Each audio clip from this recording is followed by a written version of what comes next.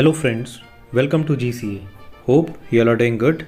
So today the video is regarding all about Indian Air Force, and before this I have already uploaded similar video related to Indian Army where I have covered data in crisp way, and if you want to watch that video the link is available in the I button. So similarly I am going to cover this video also in crisp way. So again, without wasting any time, let us start.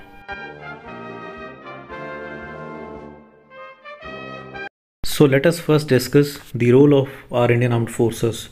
So the main role of our Indian Armed Forces is to maintain territorial integrity, defend our country against foreign aggression and insurgency, then to provide assistance to civil community during emergencies, for example during natural or man-made disaster, and finally to provide troops for the United Nations peacekeeping missions. And the primary role of the Indian Air Force is to secure India's airspace and to conduct aerial warfare during the armed conflict. And talking about the strength of the Indian Air Force is the fourth largest air force in the world with approximate 1.4 lakhs active personnel and more than 2100 aircrafts, and it stands ahead of the Air Force of UK and France. And talking about the history of Indian Air Force, it was officially established on 8th of October 1932 as an auxiliary air force of the British Empire.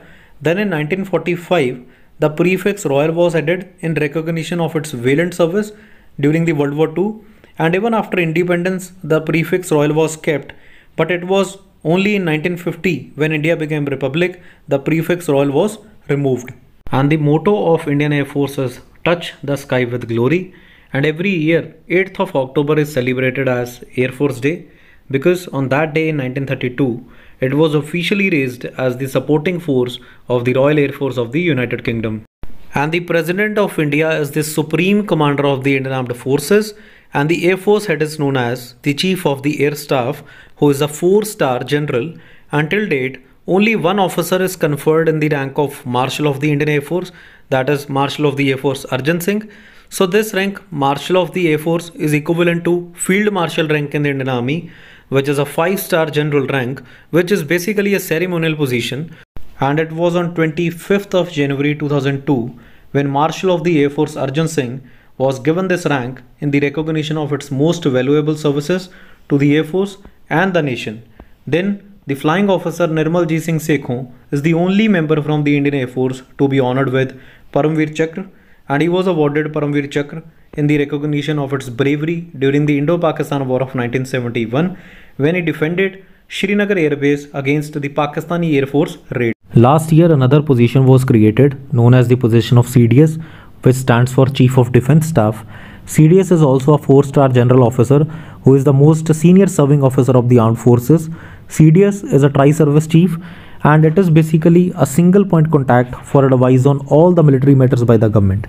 Actually, the need to create CDS was felt after the Kargil war, but it was finally on 15th of August 2019 when PM Modi announced that the position of CDS will be created soon. So it was finally on 1st of January 2020 when General Bipin Rawat he took over as the first Chief of Defence Staff of the Indian Armed Forces. CDS is also in charge of the Tri-Services Command, which is at Andaman and Nicobar Islands, and the Strategic Forces Command of the nuclear weapons, and along with the upcoming Cyber as well as the Space Command. And presently, the Commander-in-Chief of the Indian Armed Forces is President Ramnath Kovind. Chief of the Defence Staff, that is CDS, is General Bipin Rawat, and Chief of the Air Staff, that is the Air Force Head, is the Air Chief Marshal RKS Bhadauria, and the Vice Chief of the Air Staff is Air Marshal Harjeet Singh Arora. So let us now discuss the structure of the Indian Air Force. So Indian Air Force is divided into total 7 commands, 5 operational commands and 2 functional commands. And the purpose of the operational command is to conduct military operations using aircraft within its area of responsibility, whereas the role of the functional command is to maintain combat readiness. And each of this command is headed by an air officer in the rank of Air Marshal. And the 5 operational command of the Air Force are: first is the Central Air Command at Prayagraj, then Eastern Air Command at Shillong, then Southern Air Command at Tiruvananthapuram, then Southern Western Air Command at Gandhinagar, then Western Air Command at New Delhi, and 2 functional commands include the Training Command at Bangalore and the Maintenance Command at Nagpur. And apart from this, there are 2 joint commands also known as Tri-Services Command, whose head can be belong to any of the three services, and these are the Strategic Forces Command, which controls the nuclear assets of the country, then the Andaman and Nicobar Command. And each command is headed by an air officer in the rank of Air Marshal, which is equivalent to the Lieutenant General rank in the army. And within each operational command, there are number of air groups, which is commanded by an air officer in the rank of Air Vice Marshal, which is equivalent to Major General rank in the army. And further, each air group consists of several bases or stations which are commanded by Air Commodore, which is equivalent to Army Brigadier, or Group Captain, which is equivalent to Colonel in the army. Then there are wings in the Air Force, and a wing is equivalent to Army unit, which consists of 2 to 3 squadrons and helicopter units, along with the forward base supporting units, and a wing is commanded by a Group Captain. Then a flying squadron is a sub-unit of an Air Force station which carries out the primary task of the Air Force, and all the fighter squadrons are headed by an officer with the rank of Wing Commander. However, some transport squadrons and helicopter units are headed by a commanding officer with the rank of Group Captain also, which is equivalent to the Colonel in the army. Then there is a flight. So flight is basically a subdivision of the squadron, and it is commanded by Squadron Leader, which is equivalent to Major rank in the army. And Indian Air Force is divided into several service branches for day-to-day operations. So these are, first is the flying branch, which is responsible for flying fighter and transport aircraft and helicopters for operationals and peacetime missions. Then the next is technical branch, which is responsible for the maintenance and upkeep of the aircraft and other equipment.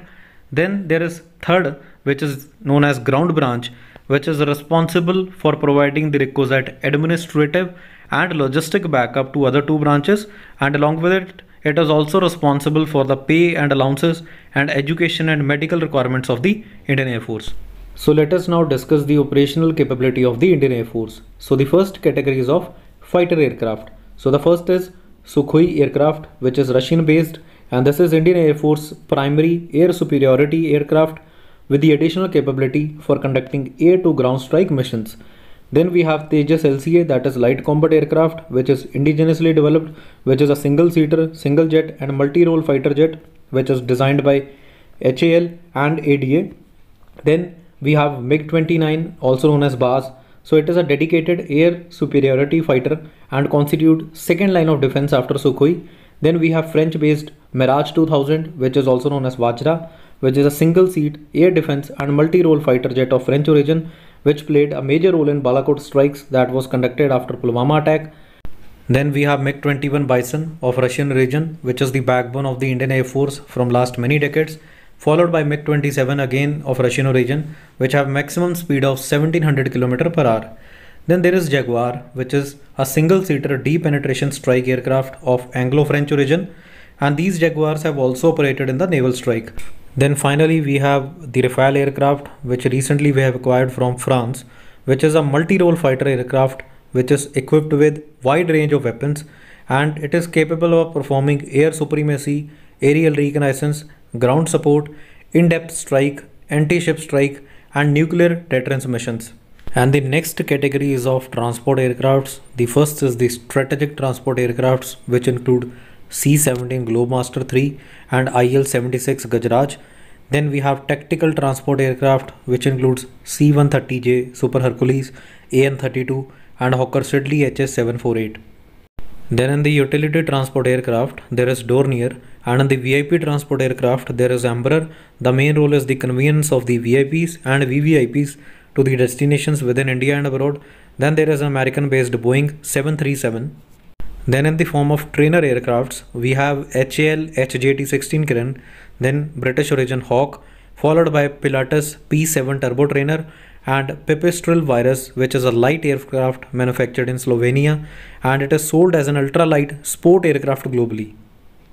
Then talking about the helicopters held with the Indian Air Force, in terms of attack helicopter, we have Mi-25 and HAL Rudra, which is the armed version of HAL Dhruv, followed by HAL LCH, which is light combat aircraft, which is a multi-role combat helicopter developed in India by HAL for the use of Indian Air Force and as well as the Army. Then in the utility helicopters, we have Dhruv, followed by Chetak and Cheetah, And in transport helicopters, we have Mi-26 and Mi-17 V5. And the US-based Chinook helicopter, which we have recently acquired from USA, which is an advanced multi-mission helicopter that can deliver payloads to high altitude, especially for operations in high Himalayas. Then the missile systems held with the Indian Air Force include the Akash missile system, Astra missile, Prithvi, and BrahMos missile. And furthermore, there are certain elements which are referred as the force multipliers of the Air Force. The first is the Garud Commando Force, which is the special force of the Indian Air Force, which was established in September 2019, and it consists of approximate 1500 personnel. And during hostilities, they undertake combat search and rescue operations like the Para Special Forces of the Indian Army. And during wartime, they undertake offensive role, including raids on the enemy air bases. Then we have UAV and drones, and currently Indian Air Force operates the Israeli-based Searcher 2 and Heron UAV for the reconnaissance and surveillance purposes. And then we have airborne early warning and control system. Currently Indian Air Force operates the Israeli ELW-2090 Falcon, and total of 3 such systems are already in service and 2 more are ordered. Then there is air refueling, and the Indian Air Force refers to this aircraft as MARS, that is mid-air refueling system, and currently 7 such systems are held with the Indian Air Force. Let us now discuss the role of Indian Air Force in various operations. So during World War II, Indian Air Force played an instrumental role in preventing the advance of Japanese troops in the Burma, and it was mainly involved in strike, close air support, aerial reconnaissance, bomber escort, and pathfinding missions. And because of the valiant service shown by the Indian Air Force in World War II, British Empire granted the prefix Royal to the Indian Air Force.